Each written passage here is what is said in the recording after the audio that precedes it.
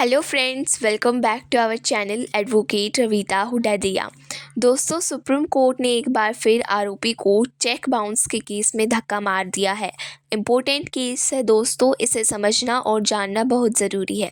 Magistrate की court में 138 section के तहत नेगोशिएबल इंस्ट्रूमेंट्स एक्ट में एक मुकदमा फाइल होता है चेक बाउंस का, और चेक बाउंस के केस की सुनवाई करते हुए मजिस्ट्रेट ने आरोपी के खिलाफ सम्मन जारी कर दिए, नोटिस इशू कर दिए आरोपी को कोर्ट में हाजिर होने का।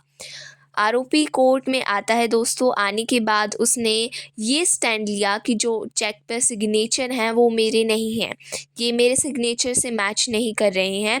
आरोपी ने एक एप्लीकेशन भी मूव की अदालत में मजिस्ट्रेट के सामने, मेरे इस सिग्नेचर को जो चेक पे है इनको भेजा जाए एक्सपर्ट ओपिनियन के लिए, और इसकी एप्लीकेशन लगाई आरोपी ने मजिस्ट्रेट के सामने।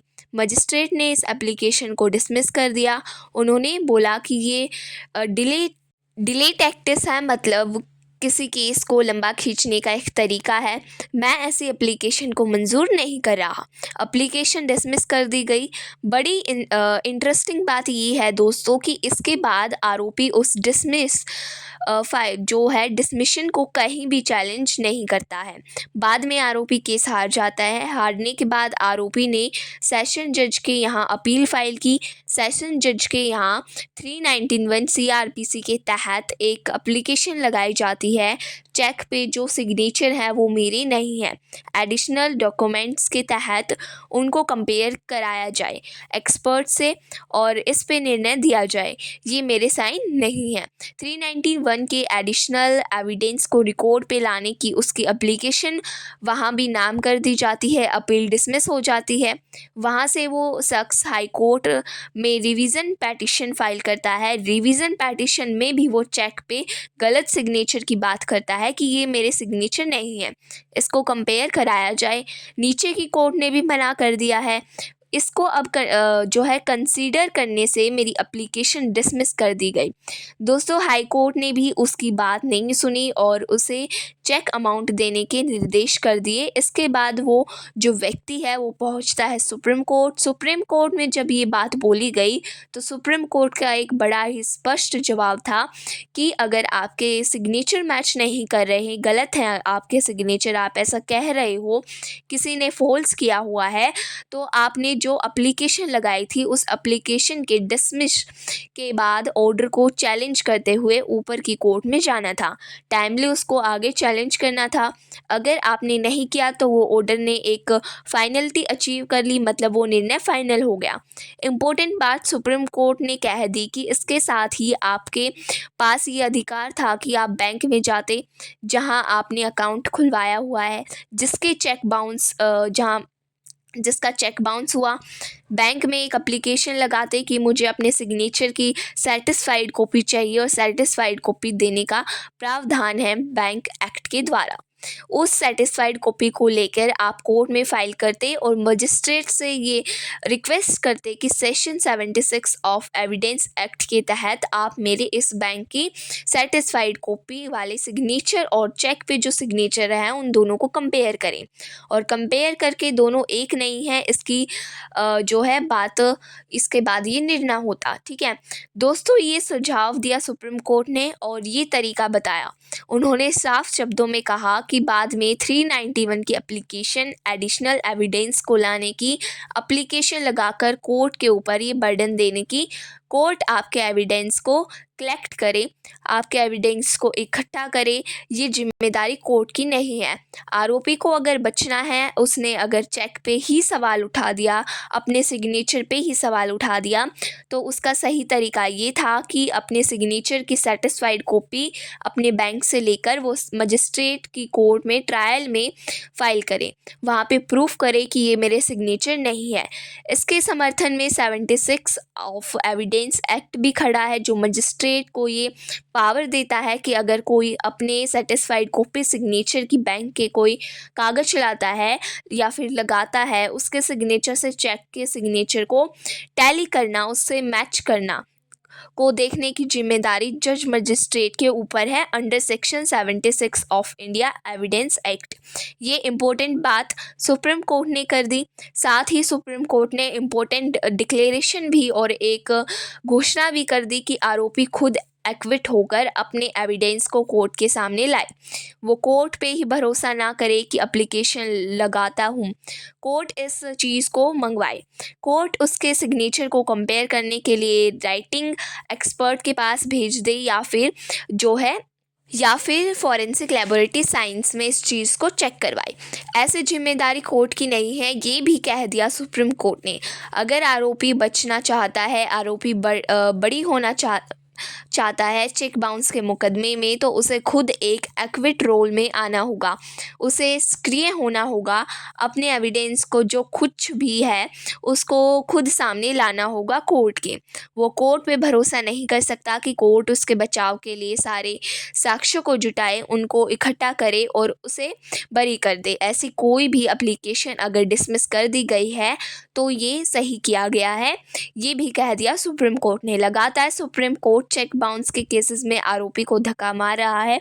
आरोपी की पोजीशन कमज़ोर की जा रही है, आरोपी की जो सिचुएशन है उसको वीक किया जा रहा है। दोस्तों, इसकी वजह से अब जो है रिसेंट ट्रेंड है जुडिशरी में, निचली अदालत में, नीचे वाली जो अदालत है अपीलेट कोर्ट में, वो आरोपी के खिलाफ है।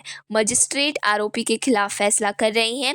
अपीलेट कोर्ट भी आरोपी की अपील को डिसमिस कर रही है। रिवीजन में भी हाई कोर्ट सिर्फ एक ही रोल प्ले कर रहा है कि पैसे जमा कर दो, सज़ा मैं ख़त्म कर दूंगा, जेल से बचा लूँगा, आप पेमेंट जो है वो जमा करवा दो। यही रोल हाई कोर्ट भी प्ले कर रहा है। हाई कोर्ट ने भी एक तरीके से आरोपी की तरफ से नज़र हटा ली है। दोस्तों, बड़ी दिक्कत आ रही है आज चेक बाउंस के मुकदमों में। दूसरी तरफ सारे मजिस्ट्रेट को सुप्रीम कोर्ट का ये निर्देश जा चुका है कि आप फटाफट फैसला करें, जल्दी फैसला करें। बहुत लंबे समय तक चेक बाउंस के केसेस को पेंडिंग रखना नहीं है, उनको लटका के नहीं रखना। ऐसे जो तरीके हैं उन पर रोक लगाने की बात सुप्रीम कोर्ट कर रहा है।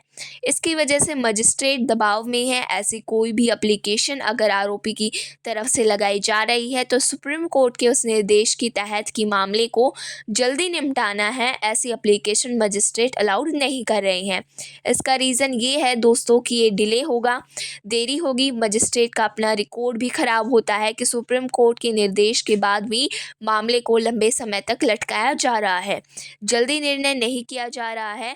और ऐसे एप्लीकेशन को डिसमिस करते हुए मजिस्ट्रेट यही लिख देते हैं कि ये मुकदमे को लटकाने का तरीका है, डिले करने का तरीका है, देरी का तरीका है।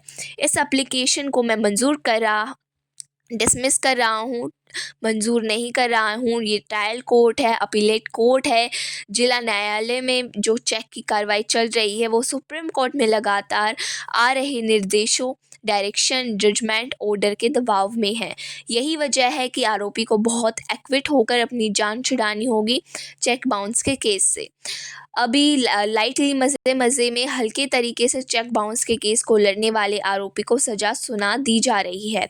उसके बचने का रास्ता भी कहीं से नहीं निकलता।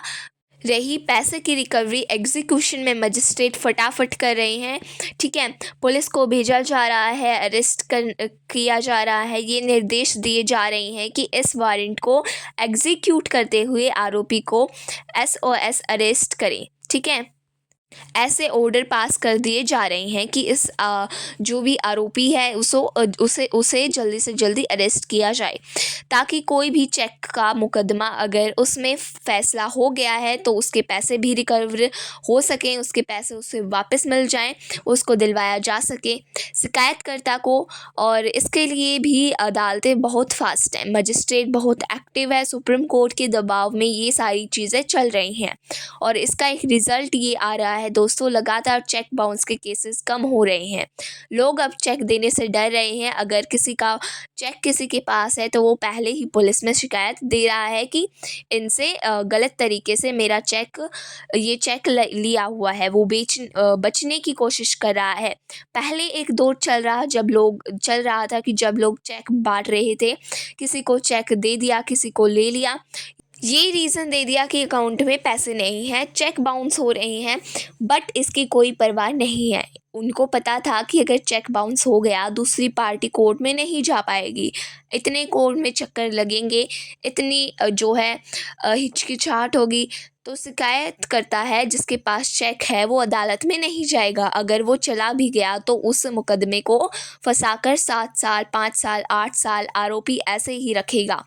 उस मुकदमे में कोर्ट को भी घुमाता रहेगा। ये फ़ाइल करना, वो फ़ाइल करना, ये एप्लीकेशन लगा दी, वो हटा दी, मैं इसको बुलाना चाहता हूँ, मैं उसको उस गवाह को लाना चाहता हूँ। ये वो ऐसी वैसी बात करके मुकदमे को है जो लटका कर रखेगा। वैसे शिकायतकर्ता जिन्होंने आरोपी को पैसे भी दे दिए, उनके पैसे भी गए और वो शिकायतकर्ता कोर्ट में धक्के खा रहा होता है और आप आरोपी को लगता है कि इतने पैसे तो मैंने ले लिए, अब कुछ पैसे वकील साहब को देकर मुकदमे को खींचता रहूँगा क्योंकि वो बेनिफिट में है। उसने तो फ़ायदा उठा कर रखा है दोस्तों। ये हालत चल रही थी। इसी सिचुएशन की गंभीरता को देखते हुए सुप्रीम कोर्ट ने ये फैसला लिया और लगातार आरोपी के खिलाफ निर्णय दिए जा रहे हैं। इसी कड़ी में ये 2024 का मुकदमा है दोस्तों। इस दलील को भी बहुत ज़्यादा तवज्जो नहीं दी गई है कि ये मेरे सिग्नेचर नहीं है, ये मेरे सिग्नेचर फर्जी किए गए हैं, फ़ॉल्स हैं, मेरे सिग्नेचर से ये मैच नहीं करते हैं। इसके बावजूद भी आरोपी नहीं जीत पाया। मजिस्ट्रेट कोर्ट का ये सेशन जज अपील में आरोपी की मदद सबूतों को जुटाने में, इकट्ठा करने में नहीं करेगा, ये निर्णय दे दिया है सुप्रीम कोर्ट ने। अपने इस इम्पोर्टेंट जजमेंट में अजीत सिंह चेहू जी राठौर है जो राठौर वर्सेस, इस केस का टाइटल है Ajit Singh Chehu ji Rathore versus state of Gujarat and others. दोस्तों एक बार सुप्रीम कोर्ट ने फिर आरोपी को धक्का मारा है। लगातार ये बोला जा रहा है कि मान लो कि ये चेक किसी देनदारी में है, किसी जो है लाइबिलिटी के तहत है, अब इसको खारिज करना है तो आरोपी एक्विट रोल में आए, अपने पक्ष में एविडेंस दे, अपने पक्ष में गवाही कराए, अपने बयान दे, डॉक्यूमेंट्स दे। सिग्नेचर नहीं मिल रहा है तो अपने बैंक से अपनी सिग्नेचर की सेटिस्फाइड कॉपी निकाल कर कोर्ट में फाइल करे। कोर्ट उसकी मदद नहीं करेगा, कोर्ट उसके पक्ष में सबूतों को इकट्ठा नहीं कराएगा। ये फरमाना है सुप्रीम कोर्ट का। दोस्तों बहुत बहुत इम्पोर्टेंट डिसीज़न है ये भी। मैं लगातार ऐसी जजमेंट लेकर आ रही हूँ जिसमें आरोपी का अब बचना मुश्किल हो रहा है, आरोपी के पक्ष में बिल्कुल भी फैसला नहीं हो रहा है और ऐसे फैसलों के बाकी सारे केसेस प्रभावित हो रहे हैं क्योंकि इन फैसलों में सभी केसेस के लिए, सभी जजेस के लिए एक आदेश जारी करे जा रहे हैं कि इस नज़रिए से आप चीज़ों को देखो। इस फैसले के बाद कोई भी एविडेंस मंगवाने, कोई सरकारी डॉक्यूमेंट को लाने, कोई विटनेस को बुलाने की ज़्यादातर एप्लीकेशन मजिस्ट्रेट की कोर्ट में डिसमिस की जा रही हैं। जब सुप्रीम कोर्ट ने कह दिया कि कोर्ट आरोपी के लिए साक्ष्य नहीं इकट्ठा करेगा, जो सबूत है वो इकट्ठा नहीं करेगा, तो अब मजिस्ट्रेट क्यों बर्डन ले, वो क्यों इतनी सरदर्दी ले कि उनके ऐसे एप्लीकेशन, ऐसे उनके रिक्वेस्ट को एक्सेप्ट किया जाए। दूसरी तरफ समय के घर में भी मजिस्ट्रेट को रखा गया है कि आप सारी मीन्स समरी ट्रायल करो, तुरंत निर्णय दो, जल्दी निर्णय दो, बहुत मौका देने की ज़रूरत नहीं है। बहुत साल इनमें हो चुके हैं, मुकदमे को 5 साल, 4 साल, 7 साल चलाने की ज़रूरत नहीं है, ये कह दिया है सुप्रीम कोर्ट ने। जिसकी वजह से मजिस्ट्रेट की कोर्ट, अपील कोर्ट, जो सेशन जज होते हैं जिन्हें शॉर्ट में एज एडिशनल जज भी कहते हैं, चेक बाउंस के मुकदमे इनके यहाँ अपील में फ़ाइल होते हैं और इनको भी ये निर्देश दिए गए हैं कि 391 CRPC के सेक्शन के तहत एडिशनल एविडेंस को इकट्ठा करने की कोशिश सेशन जज ना करे। कोई ज़रूरत नहीं है आरोपी के पक्ष में साक्ष्य को जुटाने की। आरोपी को धक्का मारो, चेक बाउंस के केस में आरोपी के खिलाफ निर्णय करो। ऐसे फरमान लगातार सुप्रीम कोर्ट द्वारा जारी किए जा रहे हैं। इसकी वजह से चेक के मुकदमे जो हैं डैमेज हो रहे हैं। दोस्तों आरोपी का चेक का केस लड़ना भी मुश्किल हो रहा है और वो आरोपी जो मज़े में केस लड़ते हैं उनके लिए तो बहुत ही कठिन दौर शुरू हो चुका है सुप्रीम कोर्ट ने लगातार इन जजमेंट की वजह से। फिर मिलते हैं दोस्तों एक और वीडियो में और एक नई जानकारी के साथ।